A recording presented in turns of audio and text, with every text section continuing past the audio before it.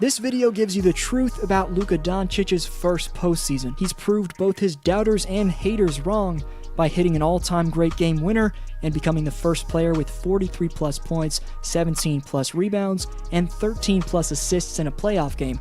Stick around to see the aspects of Luca's game helping him to set even more history than I just mentioned, and the NBA legend the Slovenian sensation Doncic most relates to. First, for answering last video's question, Kartik gets the shoutout who says the Raptors can win the East because of their depth on both ends, plus the fact that Giannis's supporting cast is underperforming.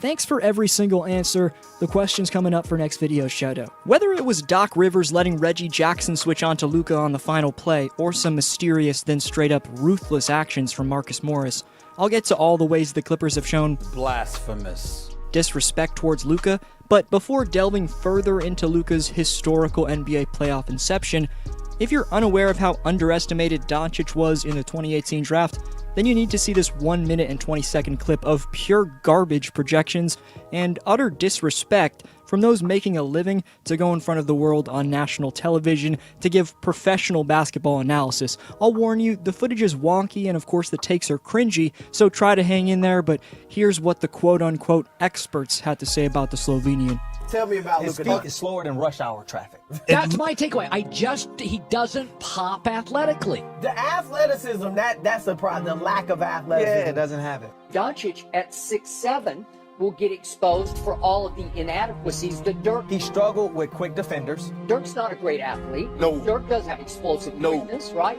No. Dirk isn't physical. No. Well, that's what's going to happen to Doncic. We tend to over-sensationalize European basketball. He's European, or he's gonna be the dirt. Skip, that's an anomaly.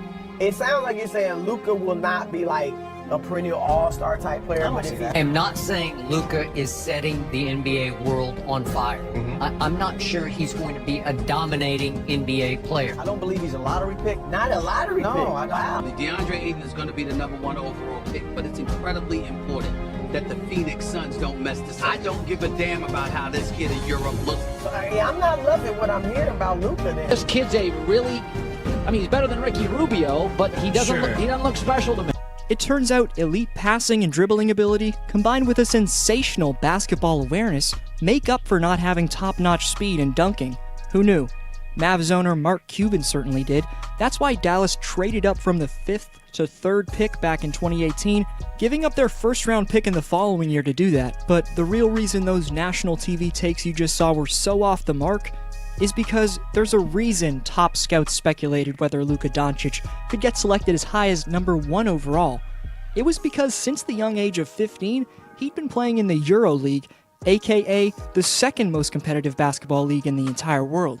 From 2014-15 to 2017-18, as a teenager, Luca competed and developed in a league against grown men who weren't far off from NBA talent. Luca's third and final EuroLeague season was where he started gaining legitimate attention from front offices.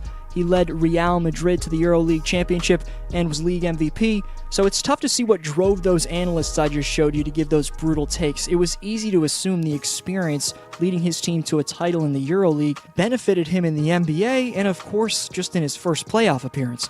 The same disrespect Luca received entering the league from numerous analysts has been duplicated in Luca's first playoffs, but this time in the form of a trash-talking Montrezl Harrell plus an overly aggressive and potentially cynical Marcus Morris. In Harrell's case, competitors say things in the heat of the moment, so I wouldn't think of painting Montrez as a racist for calling Doncic a white boy, but in a league striving for equality, at least on the surface, something I have to note is the fact that if this was the other way around and Luca said black boy, the NBA would have maybe banned Luca from the 2020 playoffs. There would have been hysteria all over Twitter. We know the activists would have to say something about that. Point is, Luca would be the league's most hated player.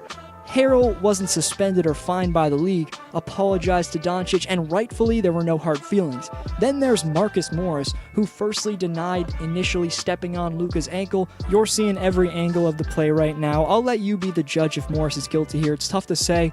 However, the killer Doncic seemed to have channeled some feelings about the general disrespect given to him by the Clippers. I'm going to show you a breakdown of the incredible Game 4 revenge from Luca, but I can't gloss over the aggressive foul from Morris, a play that's completely dirty and has no place in this game whatsoever.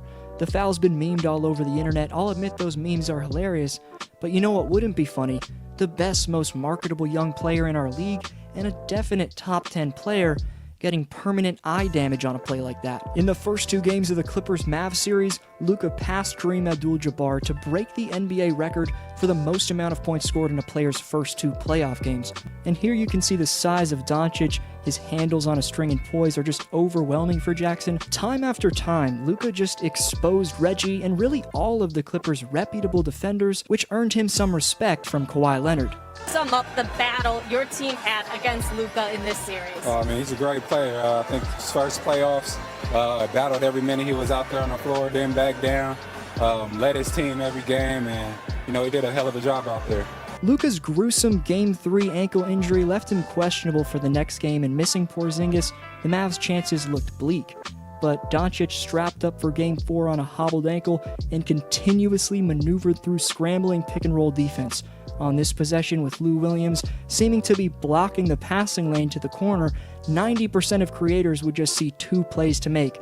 A, jump stop and get it back to Boban, or B, try and draw the foul at the rim.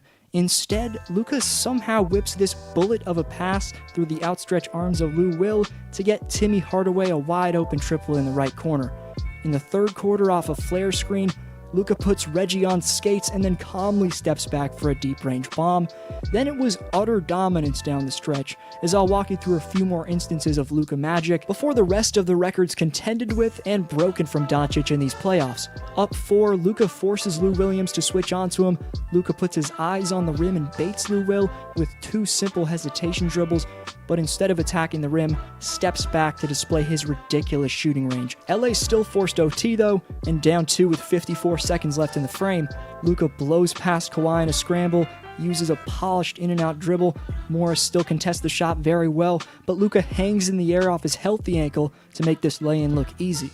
The next possession, Reggie Jackson's forced to switch on to Luka, and Doncic exposes him with a few beautiful dribble combinations and then a dominant spin move to the cup. After Morris hit a dagger to put the Clippers up 1, why Doc Rivers didn't tell Kawhi to stay on Luka by any means and fight through the screen is beyond me, and the rest is history. Doncic pulls up, 3-pointer. Bang! Bang! It's good! Doncic wins the game at the buzzer! Rounding out the insane history he's competing with and broken in these playoffs, Doncic set a new record for the most playoff points in a debut with 42 in Game 1 versus the Clippers. The 21-year-old became the youngest player to ever hit a playoff buzzer beater and the youngest to record a 40-point playoff triple-double. Doncic and Michael Jordan are the only players to put up 40-plus points and hit a game-winning buzzer beater. Luka and LeBron James are the only 21-year-olds to record 30-point triple-doubles in the playoffs. Doncic also became the first player in NBA history to average 30-plus points, 8-plus rebounds, and 8-plus assists in his first playoff series.